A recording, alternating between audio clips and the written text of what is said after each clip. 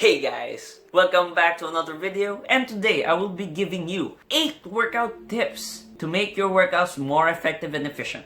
As a physical therapist, it is our duty to give out client education because our end goal is to make you more independent than you were before. And what better way to do that than by giving you this kind of video? So without further ado, let's get right into the video. Coming up on the first tip is planning your workout for the day. The most common mistake that beginners make is that they don't have a concrete workout plan for that day. And you'll see these kind of beginners in the gym when one moment they're performing bench presses, the next they're doing bicep curls, and the next they're doing, why are you doing rows? Something to that extent. When you're going to work out, guys, you should already have an idea in your head on what muscle groups you'd like to target on that day. For example, currently I'm following a push-pull leg routine. On a push day, I perform all the exercises that requires me to perform the push movement. Basically, exercises like the bench press, or the military press, or the lying overhead tricep extensions, or skull crushers. If you look at these exercises, they're all targeting similar muscles: the chest, the shoulders, and the triceps respectively. And it's an effective program because you are grouping muscles that normally really want to work together. It's an effective program because you're focusing on grouping together the muscles that want to work together in performing these basic movements like the push, the pull, and the legs. And making them work together helps you accumulate more volume so you can further increase muscle growth on those muscles you're targeting. And it makes it easier to plan your workout for the day because you only need to think of what kind of movement does this exercise perform when you do it. Tip number 2, don't forget to warm up. This is a very important tip that you should never ever forget. Even more so if you're not as young as you're used to be. Warming up is very important for the body because it is our signal to the muscles and our entire body that we're going to use them for something extraneous.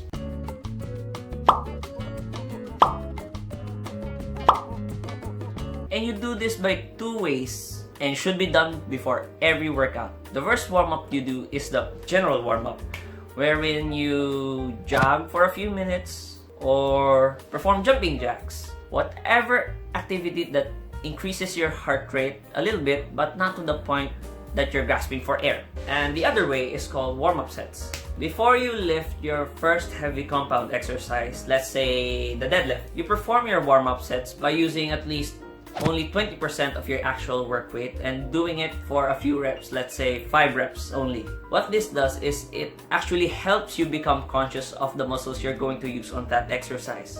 Being conscious of those muscles you're gonna use helps you decrease the risk of injury when you're going to perform your actual work weight. Even more so when you're already lifting with 3 digits. With that said, always include compound and isolation lifts in every workout. This goes out for all the beginners out there, especially you, because you still have the capacity to increase both your strength and muscle mass simultaneously compared to more experienced lifters. The reason why is there's a certain ceiling your body has when increasing your strength and muscle mass simultaneously, because those 2 aspects we want to achieve have 2 very different directions on how you're going to do it when it comes to training and diet. Even more so when you're planning to participate in competitions. That's why you rarely see a bodybuilder in a powerlifting competition. A lot smoother on the way down. Oh no, this is a problem. Or a power lifter competing in a bodybuilding competition.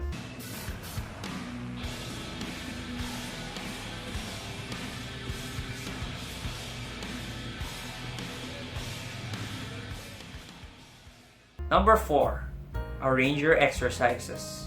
Most beginners won't see the difference of arranging your exercises because at the end of the day, you're still going to perform all of those, right? Well, not exactly. A big rule of thumb that most experienced lifters will follow is that you perform all the heavy compound lifts first before the isolation exercises. For the beginners that don't understand what compound lifts mean, it's the exercises like the bench press, the military press, the deadlift. Those exercises are categorized into compound lifts because they recruit muscles from different groups to perform that kind of movement. And isolation lifts are the exercises that only exercises one muscle. For example, the bicep curl, hamstring curl, the knee extensions. Those are the exercises that are categorized into isolation lifts. The reason why you would always want to perform the heavy compound lifts first is because you have the most energy at the beginning of your workout. And these lifts require you to be at your best condition, because when you perform this when you're already fatigued, you have a high risk of injuring yourself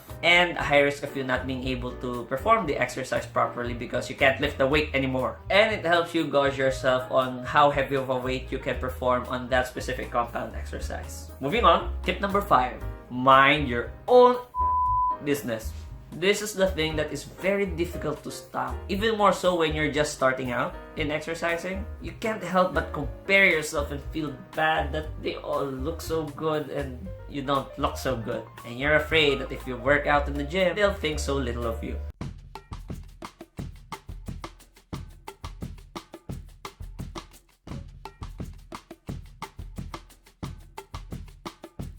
Newsflash, they don't think like that. Well, most of the people in the gym don't think like that. In fact, when they see you in the gym, they're gonna be happy for you because you took your first little baby steps in improving your body, in improving your fitness, in improving your health. And I'm proud of you that you're starting your fitness journey. Most people in the gym will be happy to answer your questions or help you willingly on your set of exercises.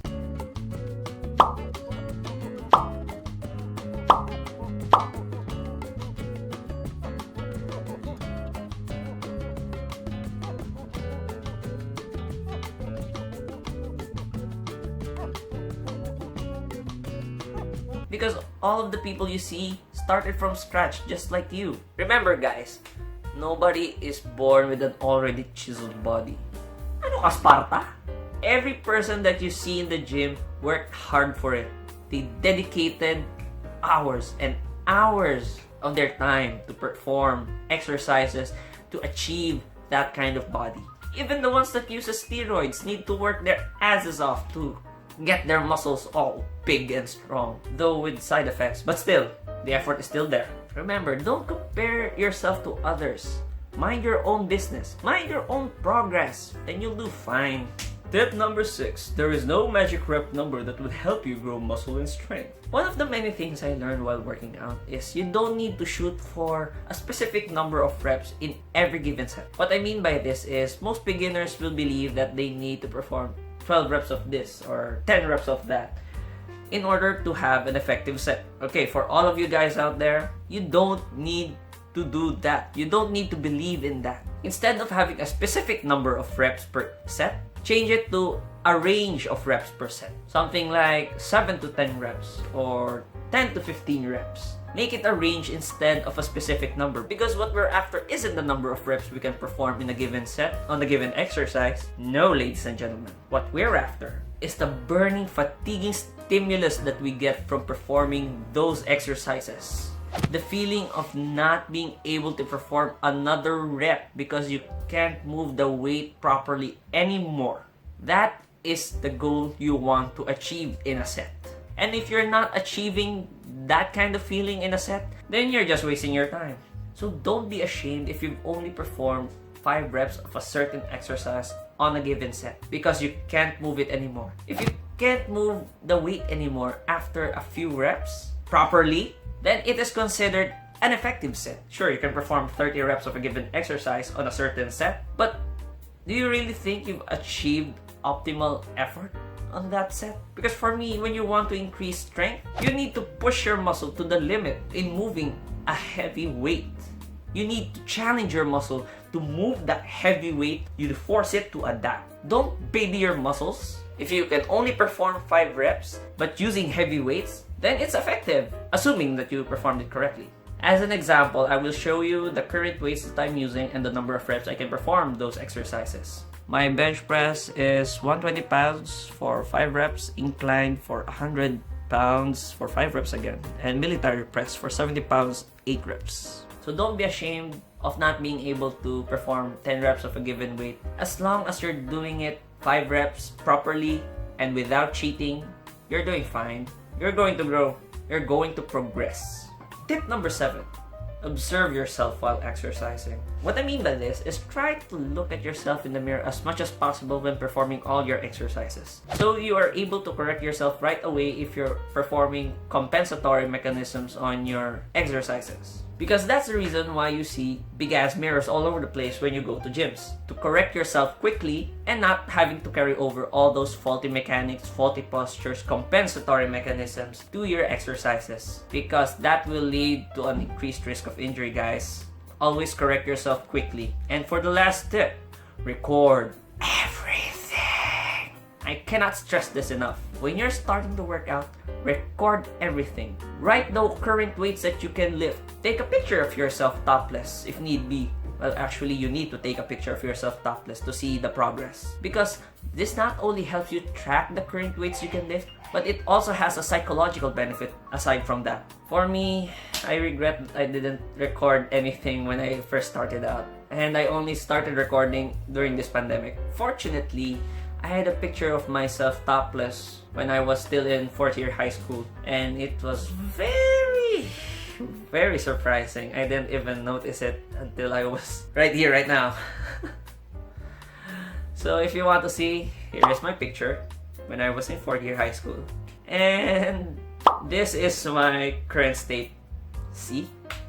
See what a big difference I had from 4th year high school to now? Honestly, when I compared those two pictures, it motivated me even more to work harder in my exercises. Because now I know that I am gaining muscle, I am getting stronger, and I am helping myself do all those.